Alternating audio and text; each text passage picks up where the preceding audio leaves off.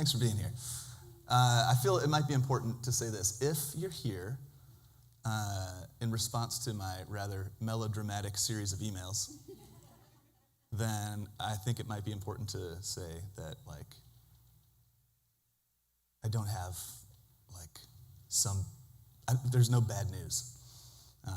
So if you're it might be hard to pay attention if the whole time you're like, when is he going to say the thing about the bad thing that's going to happen? Because that's what our brains do. They go, something, big news. Uh-oh. So relax and listen and notice how you feel and what you hear. We will move through this collectively, as we've done everything else here. So we're going to start, before we talk about the building or any of this kind of stuff, talk for a little bit about the vision of the vine. So I was just telling Corey this morning,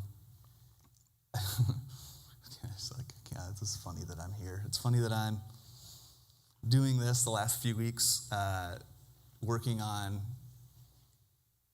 putting words to things like vision, values, mission.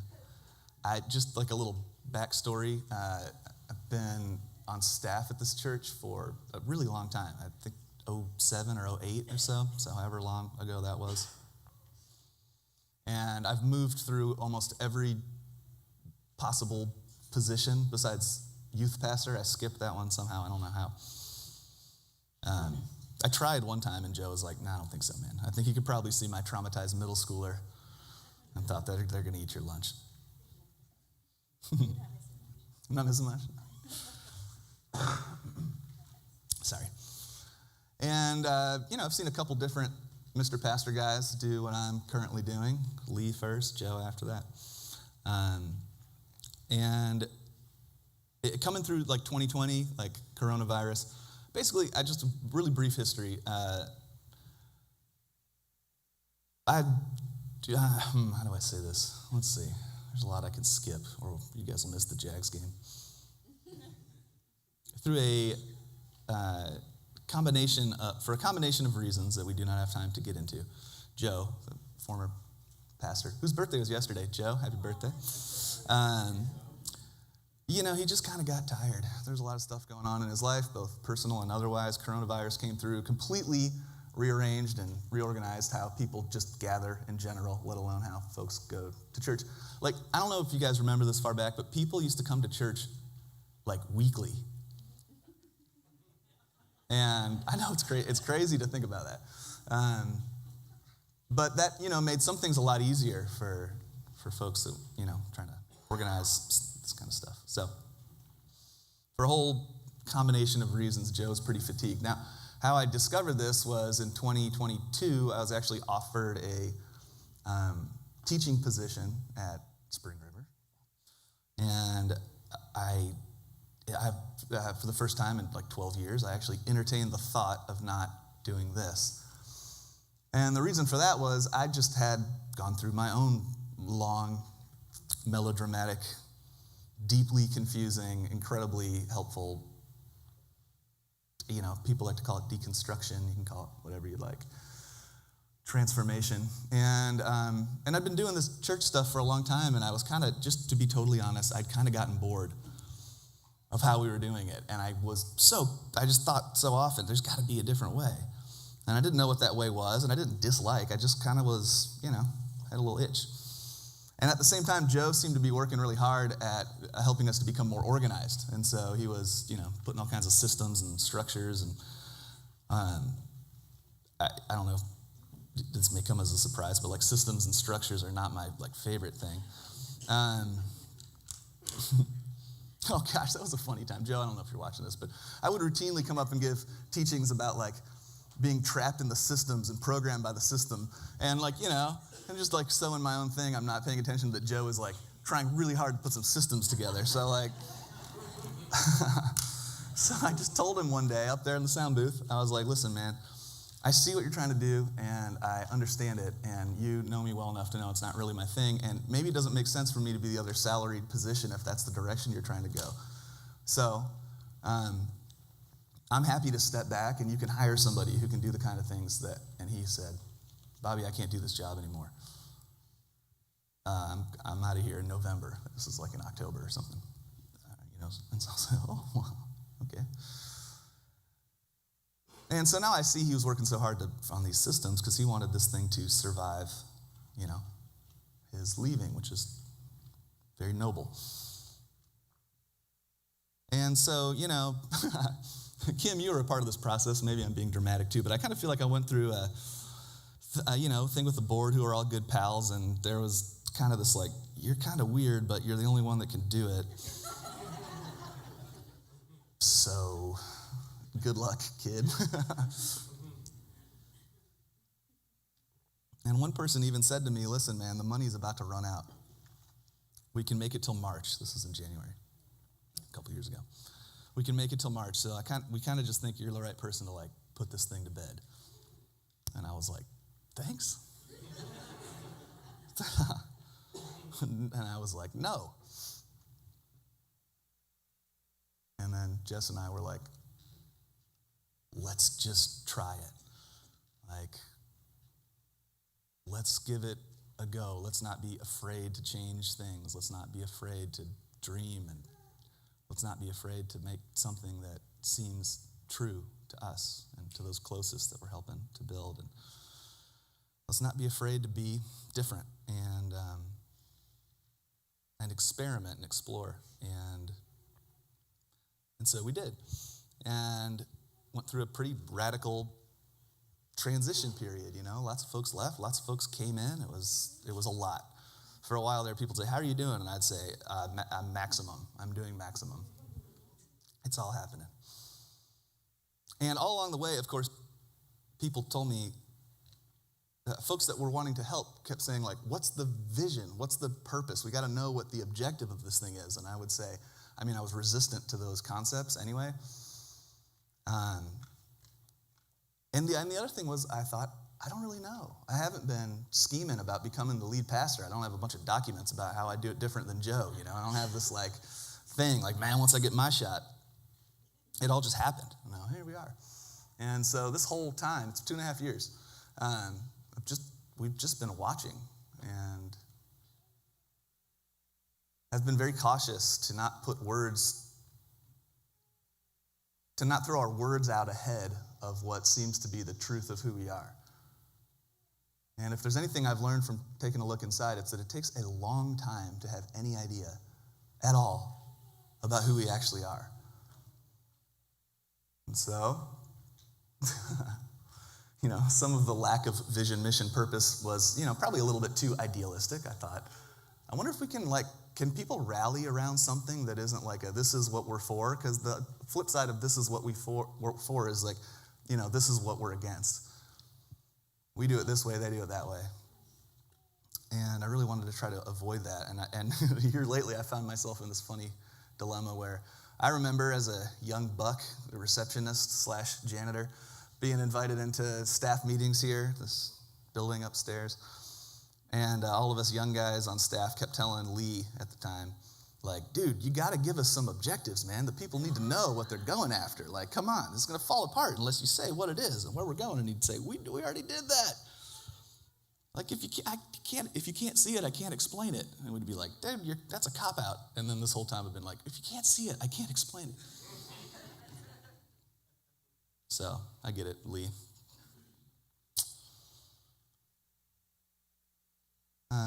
But here, after 2.5 years of doing something, like, this feels different to me. I don't know about you guys. Are you church types? You grow up going to church? You get to a lot of churches? I never get to go to church. I'm always up here. And so I could be wrong. Maybe everything is like this now.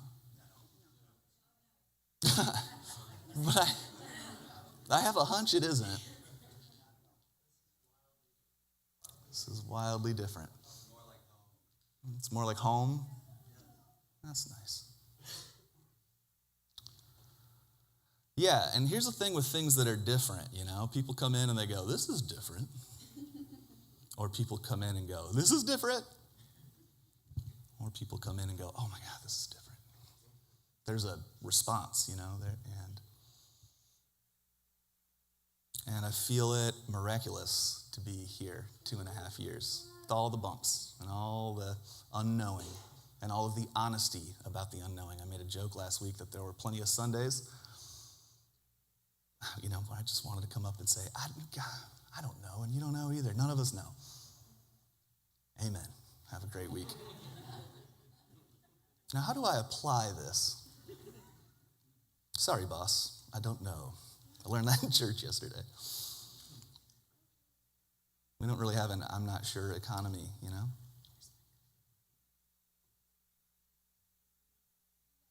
But it's been enough time that I don't think, it came out really naturally and quickly, what I see to be the essence of this place. And so I just kind of want to, just workshop it a little bit with you guys. I'm going to run it by you. And you tell me if this seems to be the message that we're carrying. So next slide, Ben, number 4.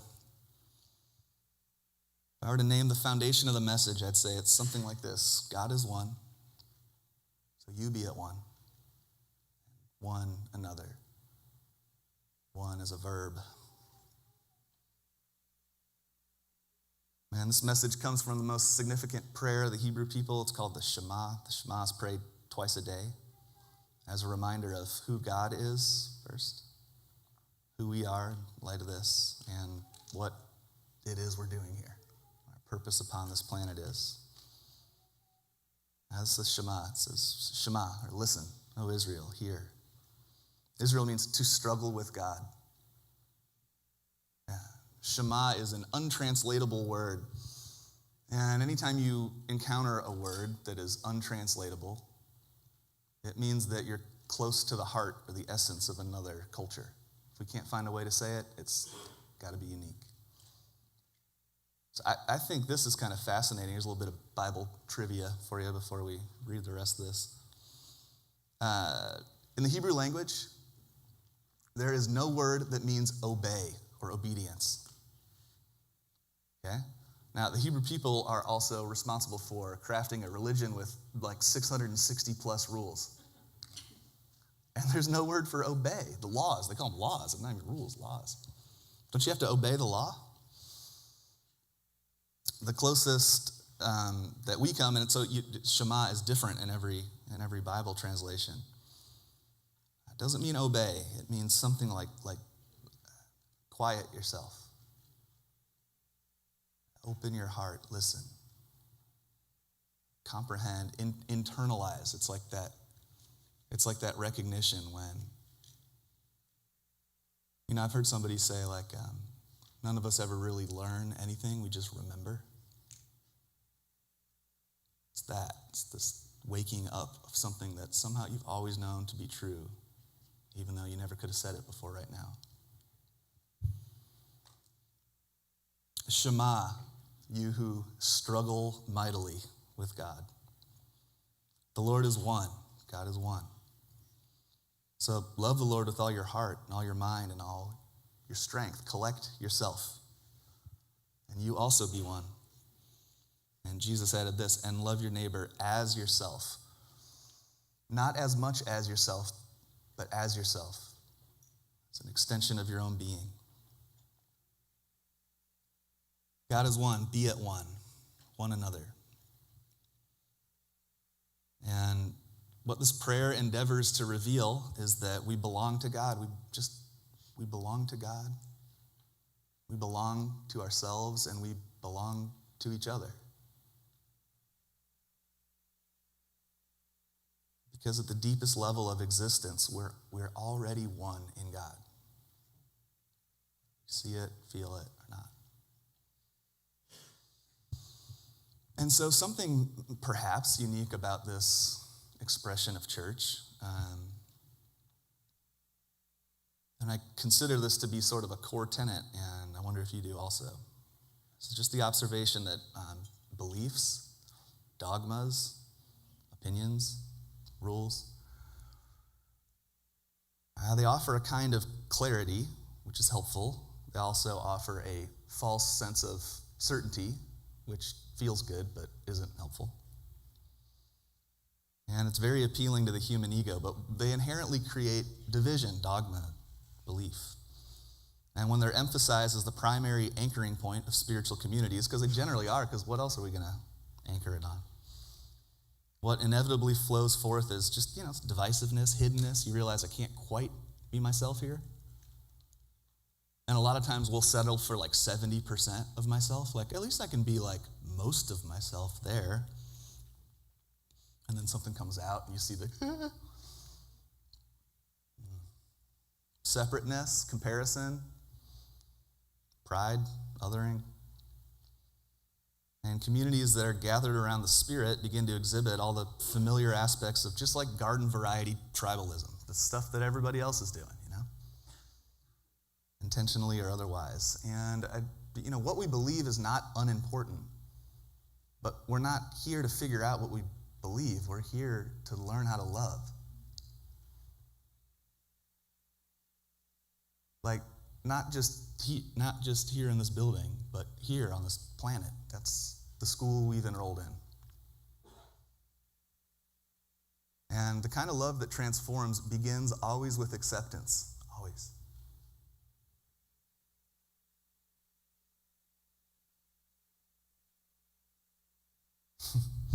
People have been concerned sometimes because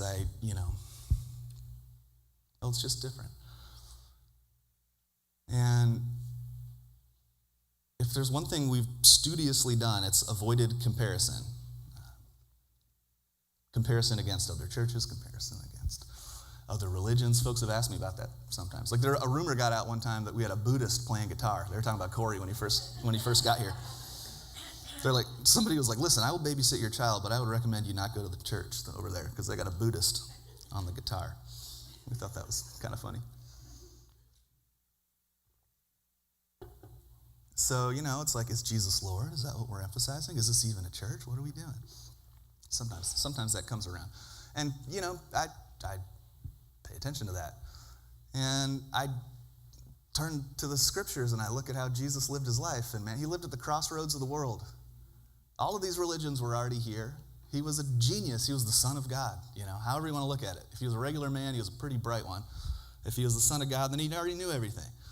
And I'll tell you the number of times that he compared his message, he didn't square off against Buddha. He wanted to come at me, Krishna and your followers, I shall show you. My light burns brighter. He didn't say anything about any of it.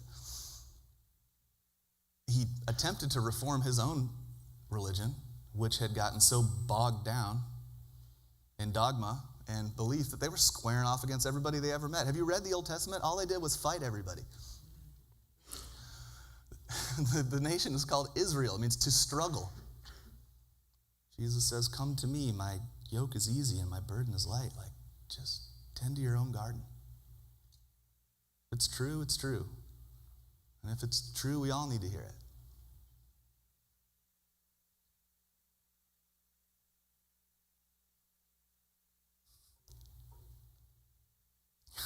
And I've been learning myself how to seek to understand before I feel the urgency to be understood. And that's not easy. And to pay attention to any fear or resistance that may come up because somebody has just expressed something that's made you uncomfortable. Like, what's a lot more interesting there and useful is noticing the fear or the resistance and then turning all the questioning inwards and asking, why am I so freaked out by how this person perceives a mystery that none of us can ever understand? Doesn't mean you throw everything that you sense to be true out the window, but man, we have been violent with the things we believe about God. And that doesn't seem right.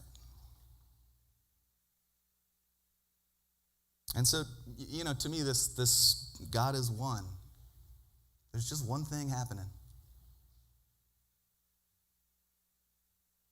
I am one, but I feel like 60.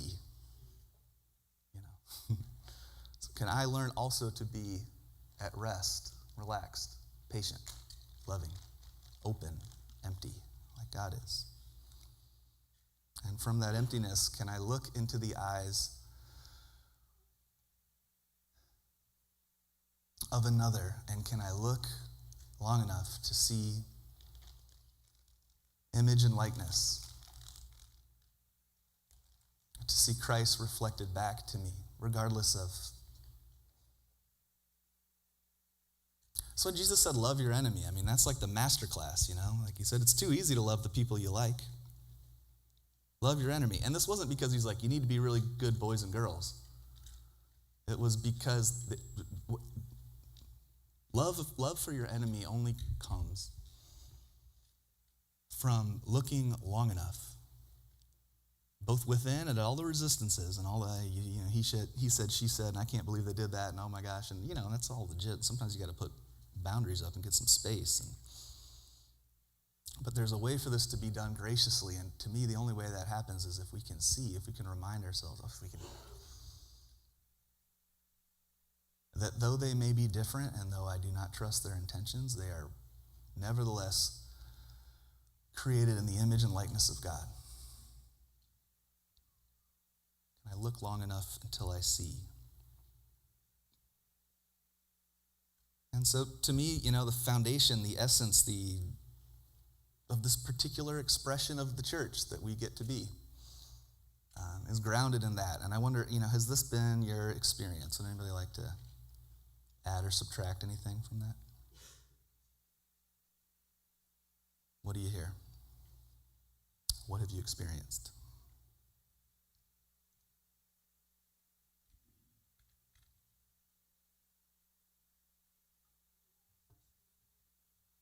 Yeah, sure. You want to put that one slide up that says, like, God is one another? That's what we're talking about. Has this been your experience in this place?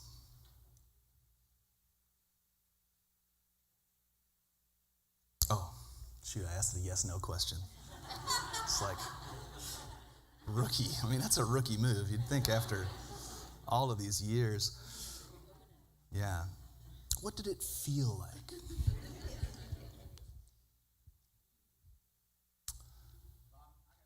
Yeah.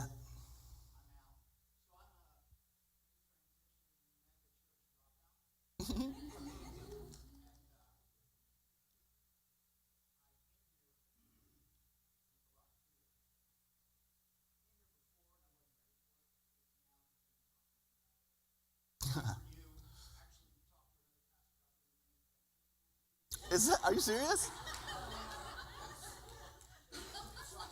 That checks out.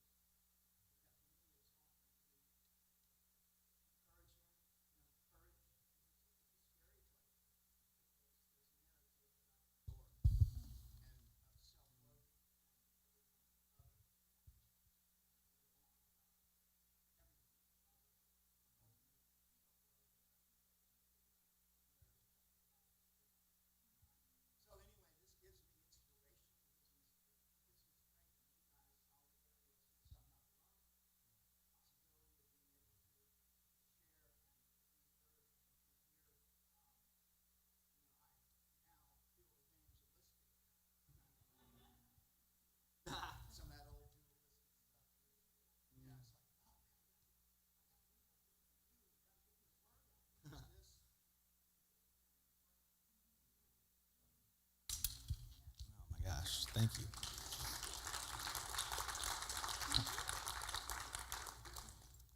Oh, man, thanks, Al.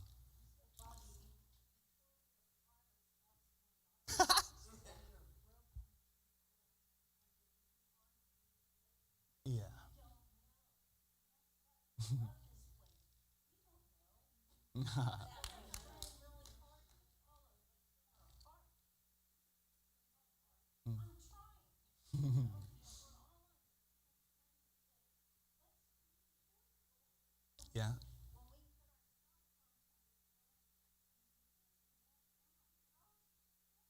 Mm. Mm-hmm.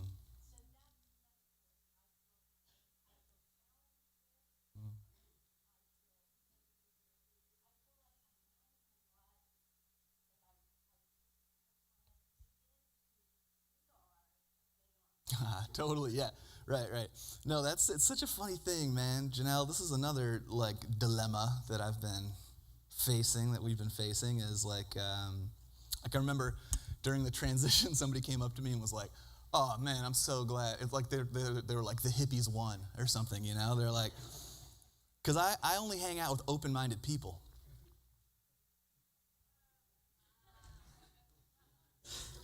So I don't know how to do this. That's part of the hesitance to be like, here's who we are and what we do, because it you got to watch that, because we're here because we like it here. And so if we start talking about why we like it so much here, then we're just talking about here, and here isn't there, and that isn't good. Just like that, yeah.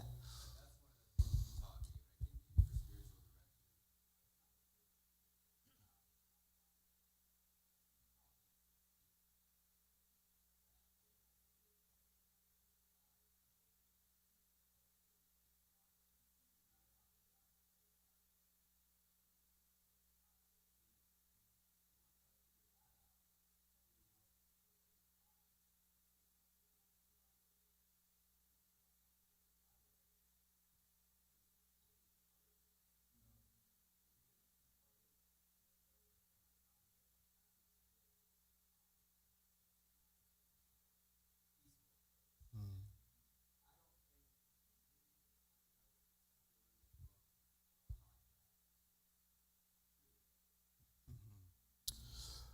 Well, thank you.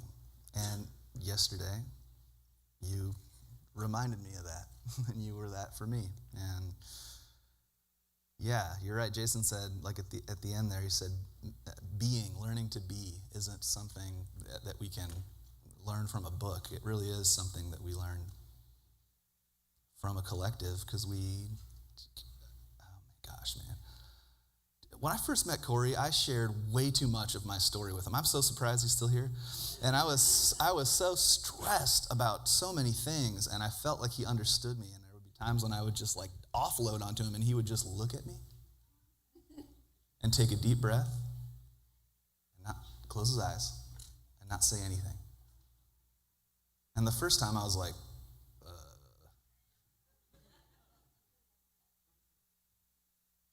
and the second time I was like, and he reminded me how to be. And that's what we do for each other. Yeah, that's good. All right. I'm supposed to summarize these, but I can't. So if you couldn't hear that, that's Al. Go talk to Al. That was Janelle. I feel like you probably heard Janelle. Al, thank you for sharing. That was brave of you. Thank you for caring enough to consider staging an intervention, and thank you even more for not doing so. But if any of you ever have that impulse, I'm not above reproach.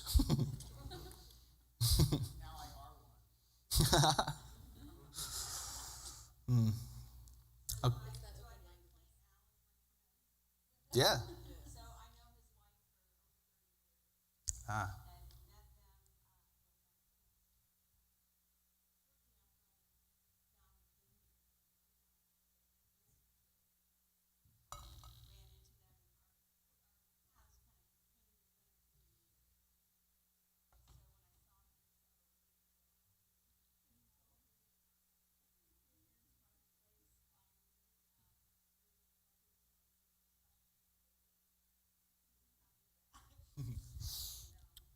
See, look, guys. Nary has the word evangelism been mentioned from this stage in years, and yet there you are.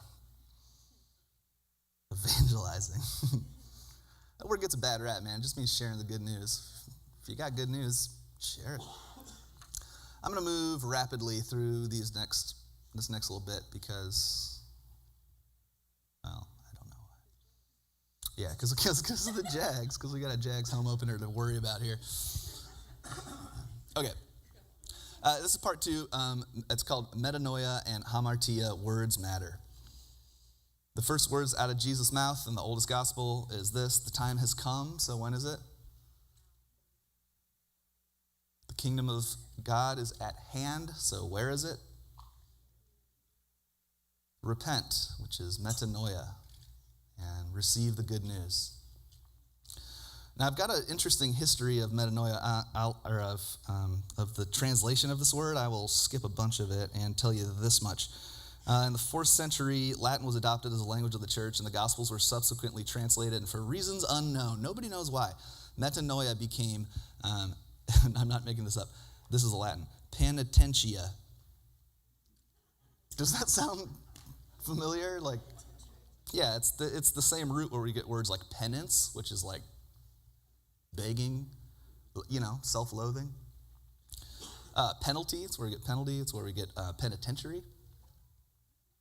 It all has to do with shame and punishment. So we hear repent, you see the guy on the side, and you're like, don't tell me what to do. Quit judging me, dude. And we can't hear the rest of the gospel when it starts with that. Most of us. Some of us can. Yeah, metanoia, it's Greek compound. It's composed of meta, which means beyond. Noia means mind. Go beyond the mind. Go into your higher mind. See things from a broader perspective. Notice the loops and the patterns, and notice all the lightness and life around them.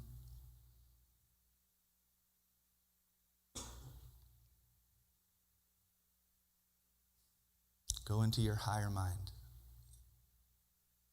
Be transformed by your tremendous efforts to stop being a bad person. That's not what it says. It says, be transformed by the renewal of your mind. Find the quiet place at the center of yourself, where we are unaffected by the chatter of the mind.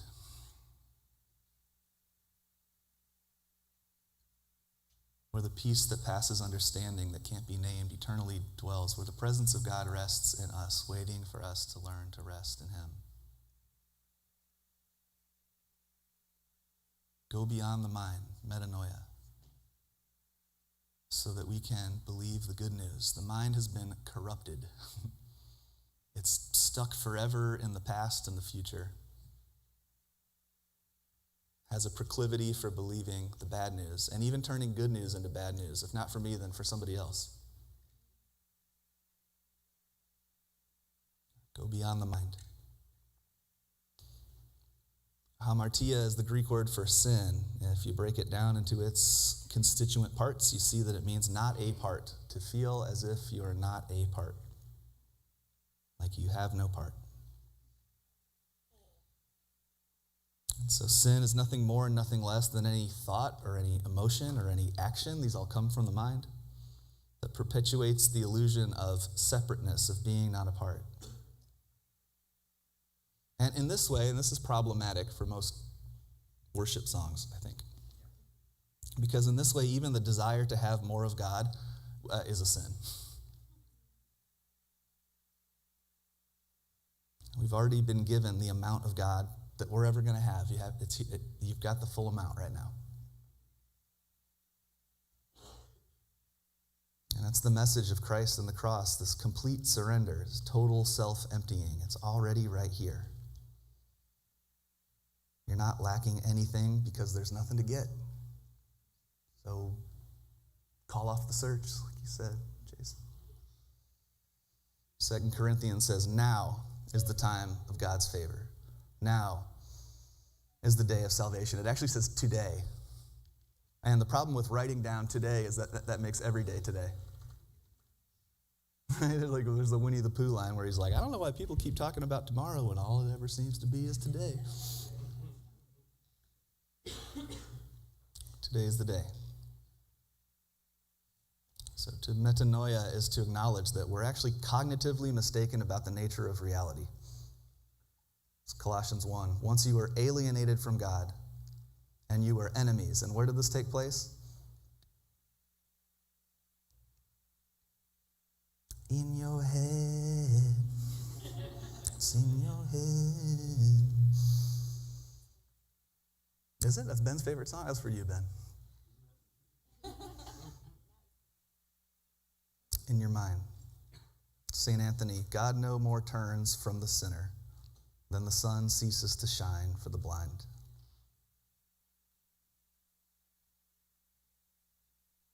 Okay, so this means sin has nothing to do with morality like I was always taught? Well, no, it doesn't mean that at all. It's just the starting point of this understanding is that all the bad stuff we do, if you look at it long enough, you realize it's all growing out of the same soil. It's this sense of disconnect, trauma, separateness,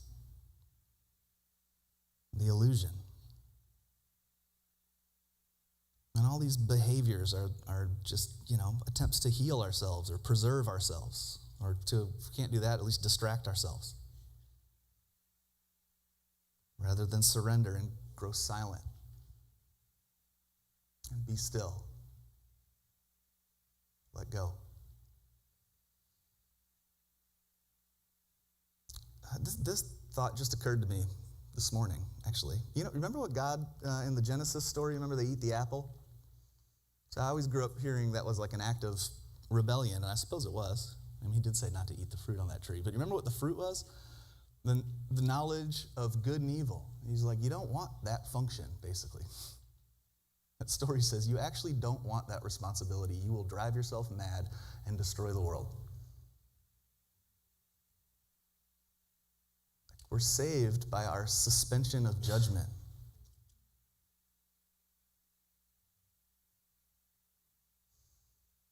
It's the only reason there hasn't been nuclear holocaust yet, you know what I mean? Like, now, my goodness, what we're capable of with that little bite from that apple.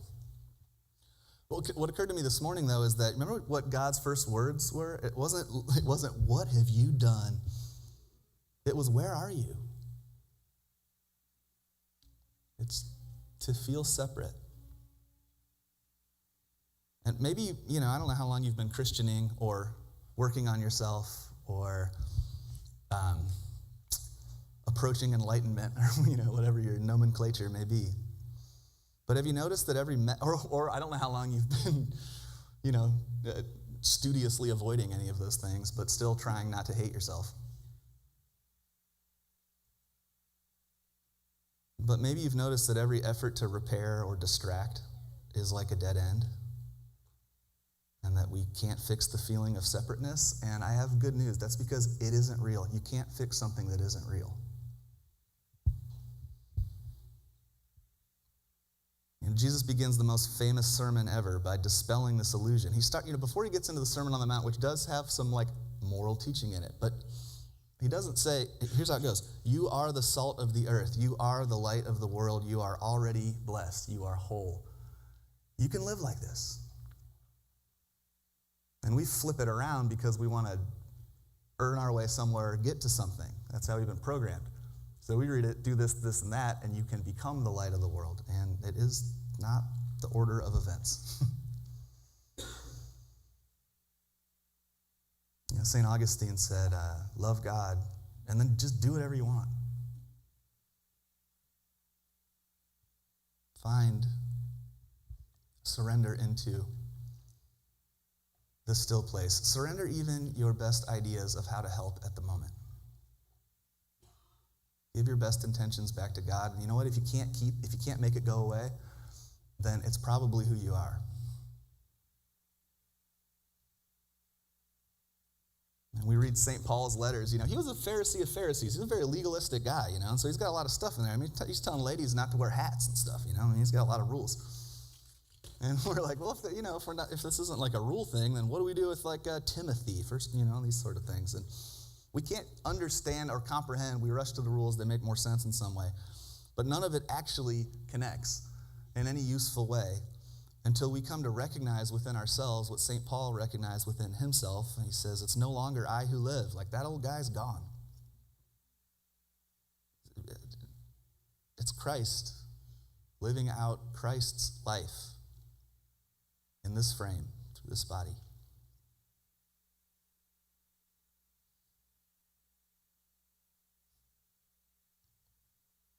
It's finished, Jesus said. And the veil between this world and the next one, the veil between our conscious awareness and the presence, ripped in half and fell away. And before the foundation of the earth, the Lamb was slain. The problem was solved before it ever began. It's finished, Jesus said. And what I sense we are learning to do, this particular expression, is we're learning to live like it's actually finished.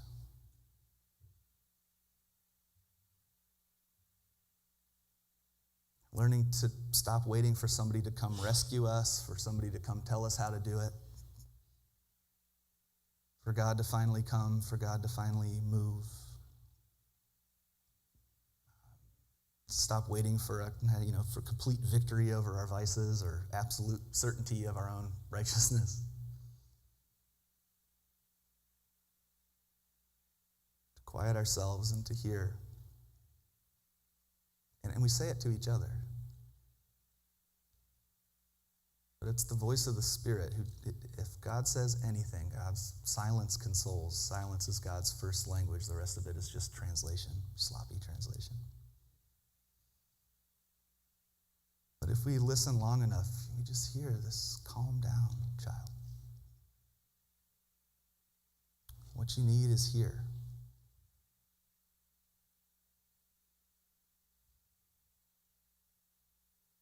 Count your blessings, for they're endless. Wait in the silence of your heart to hear the silence of God. You're okay. You're loved. It's always been so, and it always will be. Relax.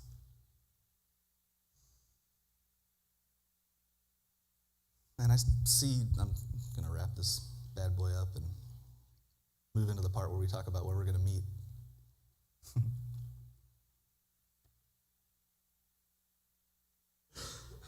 This is the message that I see this community is meant to express. It's the message that I see us expressing. I see it in the diversity of experience when you do what you've just done, when you honestly and openly share. I love it. Sometimes somebody over here says something so evangelical that I think, oh no. And then somebody over here says something about the Atman, you know what I mean? And I think, oh no. And it's so good. It is so unusual and it is so healthy. And are there places like this? I don't know. This one. I see it in the warmth of community connection, both the church community that's here in the sanctuary and maybe even more miraculously in the community that gathers 7 days a week starting next week at the cafe in our lobby. Like, I don't know if you hang out here. I realize a lot of us come in and out, once a week or so. But if you settle into this place and look around, the warmth is unbelievable. And the community that Stephen has created around, delicious espresso has transcended the love of coffee. And it's become like a home for people who probably will never even walk into this room over here, or they'll sneak in and sneak back out.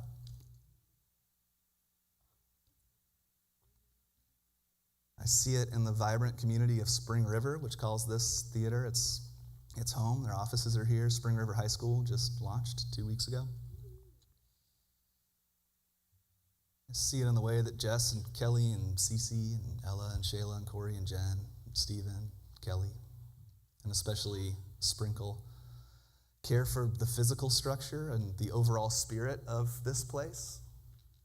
I mean, Christopher's been running around with buckets for 2 weeks straight. Like, we were not ready for that much rain. It rains inside sometimes. I don't know, does it do that at your place, or is that, maybe that's unique to here also?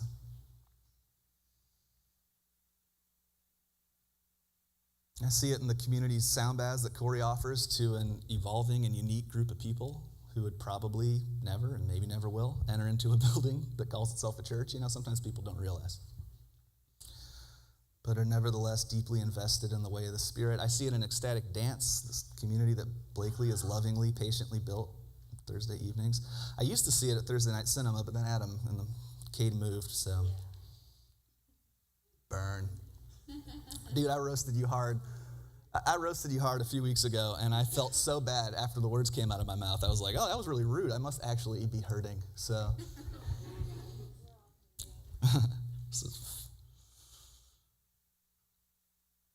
I see it in the hospitality that we're able to extend to all the people who come through here to rent and use the space. I see the good news almost everywhere I look these days. Like, we're not waiting for the breakthrough anymore. We done broke through, people. And I see it everywhere, and I hope you do too. And arriving here required more sacrifice from so many of you than I'll ever be able to properly say thank you for.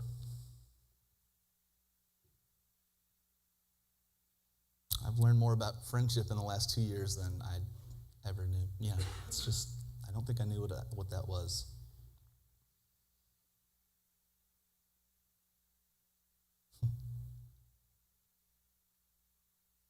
So thank you and thank God. And I'll say again, like I said in that email, letting go is not the same thing as giving up. And I got to get through this kind of quick. It's 11:22. Speaking of which, is that the one you're talking about? Joby, if you're watching.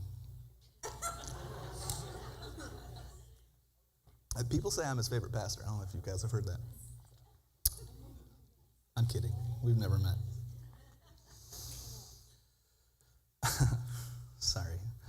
I've been in a pretty weird mood for a couple of weeks, so I hope you guys don't mind. I've got a bit of a devil-may-care attitude these days. So this is it. Thanks, Beth. I appreciate that. You've always loved weird stuff.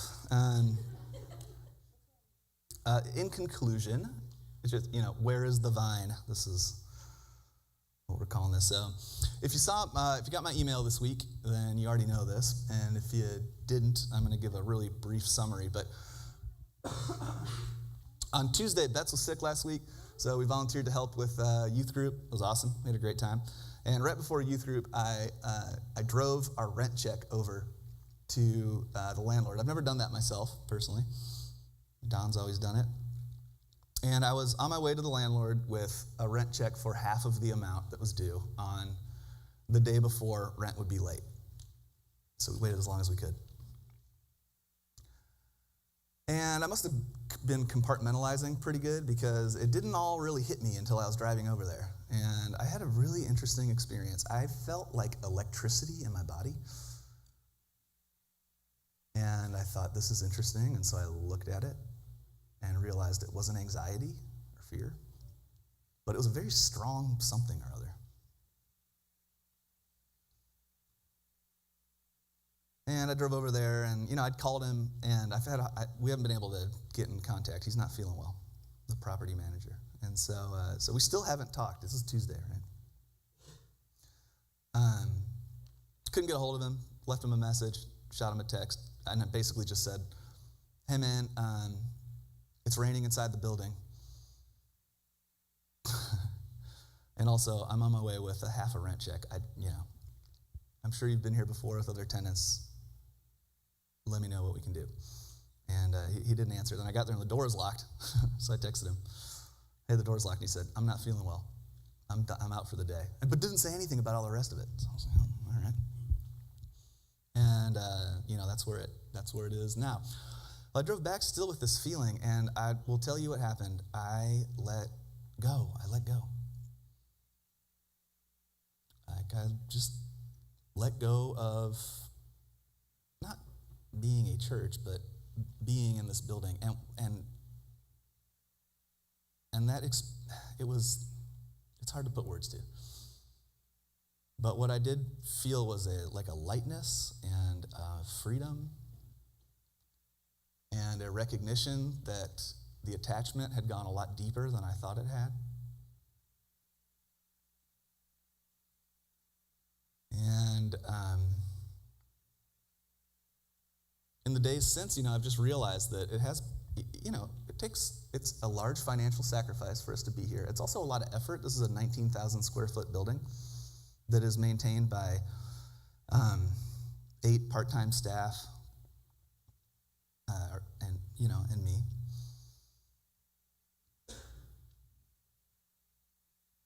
And I think my love for this place and my desire and belief in this community, and in my opinion, and I still hold this opinion, the congruence of what it is that we are expressing and the location of where we are able to express it, there's so much benefit to it, and you probably see what this is.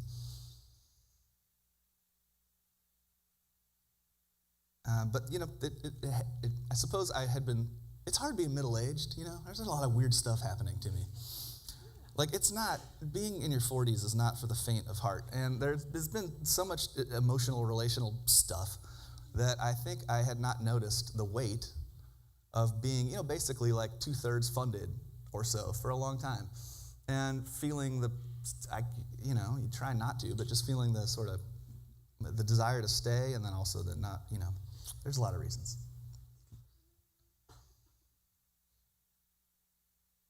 And so, we're in this interesting little moment. We're kind of hanging here.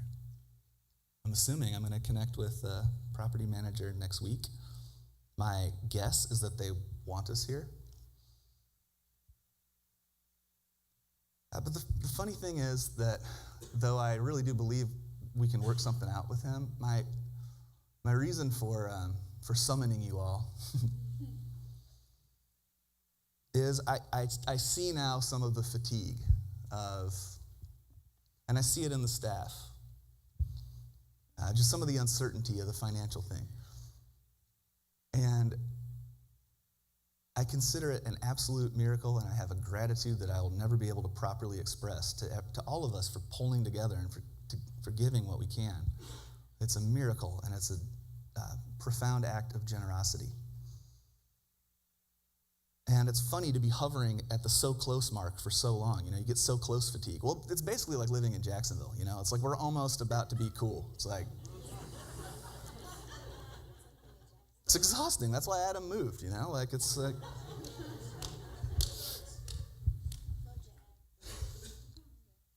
So I bring all this up to say, though I do think we'll work it out with the landlord, and I think we can, give us a little runway.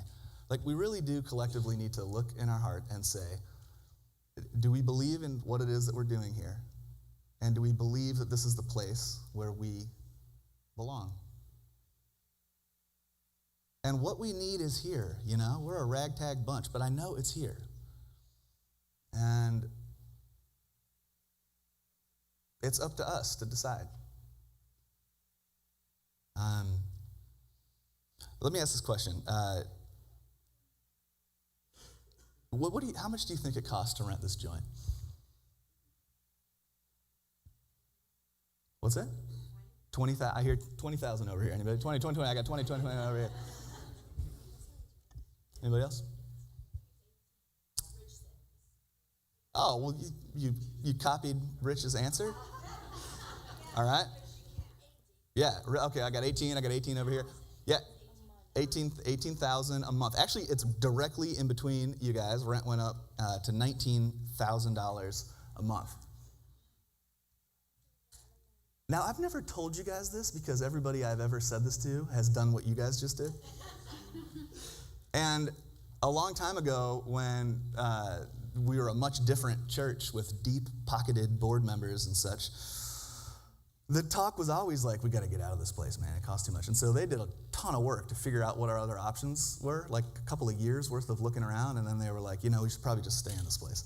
Because commercial property is really expensive. And I have a friend at another church who asked me what our rent was, and I told him. And he said that they pay $14,000, and it's 5,500 square feet. And they don't have enough parking spots. It's a great location. We pay $19,000. Our landlord then tithes $4,000, so that comes back. So that takes it down to $15,000. And so here, just if you've always wondered, I've always used percentages just to avoid you guys going.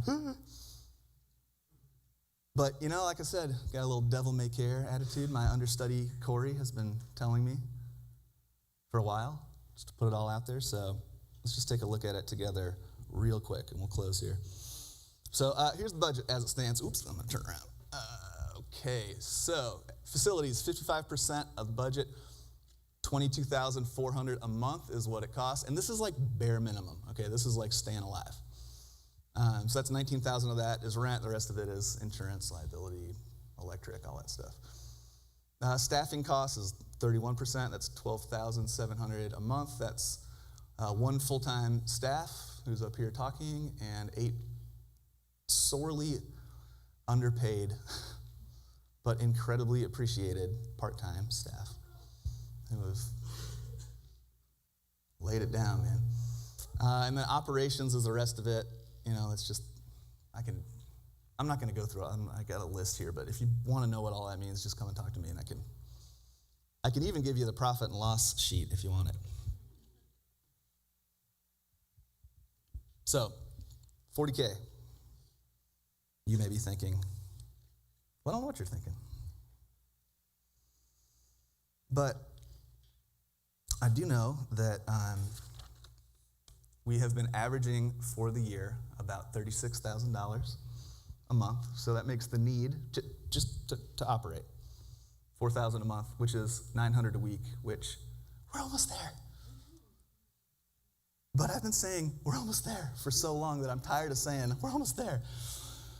And we just got to decide, because that's just squeaking by. But I got to pay Corey, man. He's been doing this almost for free the whole time. And he's carrying a load, and that's just Corey. I mean, the rest of these guys have been here twice as long and doing the same thing. And so what we're asking is, we see what we're doing. We see that this is where we're doing it. I would do what we're doing, where we're doing it, with you beautiful people and the ones that just keep finding us, for the rest of my life. And can I say this? Corey's told me before that he's like, man, we're in this together till one of us dies. And I hope that's true. 36,000 a month is our year-to-date average, if you take all 8 months. Total income. That's what we've averaged every month. Yeah, I would need a calculator, but probably. Yep. So, if, and the way we're going to vote isn't by a showing of hands, it's just going to be us deciding what we can afford. And I would really, if I can may be so bold, ask that what we set up would be like a recurring donation. Like the big gifts are, I'm not discouraging big gifts, everything helps, but what would give me a measure of peace and seem like an answer is to see the baseline donation level come up to where we're in a sustainable place. And so if you're giving and can afford to kick in a bit more, please. And if you haven't started yet, now would be, well, basically we're voting that way. And if we move out, we'll adapt. And we'll probably rest for a little while. And we'll figure out a good spot that we can hang out in. And we'll do what a normal person would have done, because this is basically a church plant. But rational people plant a church in their backyard, and then it grows into a strip mall, and then they come into the Atlantic theaters. The way this thing all played out, I didn't think we were doing a church plant, but that is basically what happened. And so we'd figure it out if we left. But, the cost of walking away is the loss of this community hub, which, if we want to talk about, mission, you can't really ask for a better place. It also doesn't just affect us. That would be the kind of displacement of Zapcat. Stephen would have to figure that out. Spring River High School started 2 weeks ago, and I'm sorry, Carrie. Shakti, her business is here too. Ecstatic Dance, the Vine Recording Collective. Corey and his mom carried a piano upstairs, and I think it might have broken her hand on the way up, and so we'll probably just have to leave it here if we move out. I don't know.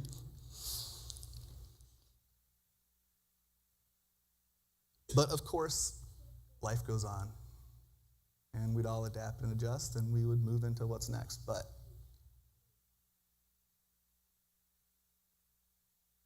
it's 11:35. Questions, responses. We're going into extra innings. Jason?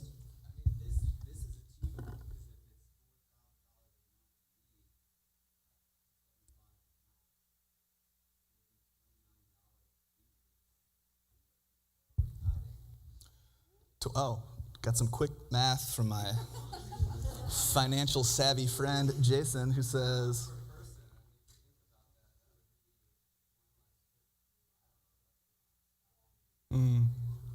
so you're saying $30? Yeah, it is, man. It's in reach. Yes. So, and that, thank you, Jason. And that is the thing too. It's the kind of growth we're experiencing is the kind of growth that you want. It's slow and incremental. It's meaningful growth. Right. Yeah, thank you. Okay, well, tell you what, I'm going to hang around, and if anybody wants to talk to me or ask any questions, on topic, please do. You got an hour and a half to get to the Jags game. Ben, if you want to put up the little donate here slide, I would say if you know that you can do it, let's just do it. And if you need a minute to think, by all means, but I would really, if I had a sense of what our vote was by the time I go to sit with our property manager, that would be really nice. So that's that. We talked about money at church. We're all still here. Well, a couple people left. Love you guys. Truly.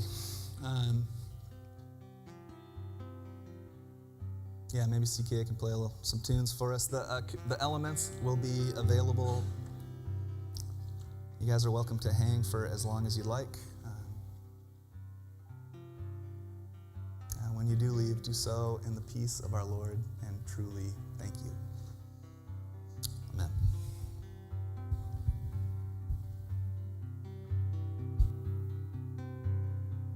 Don't worry about a thing, 'cause every little thing is gonna be alright.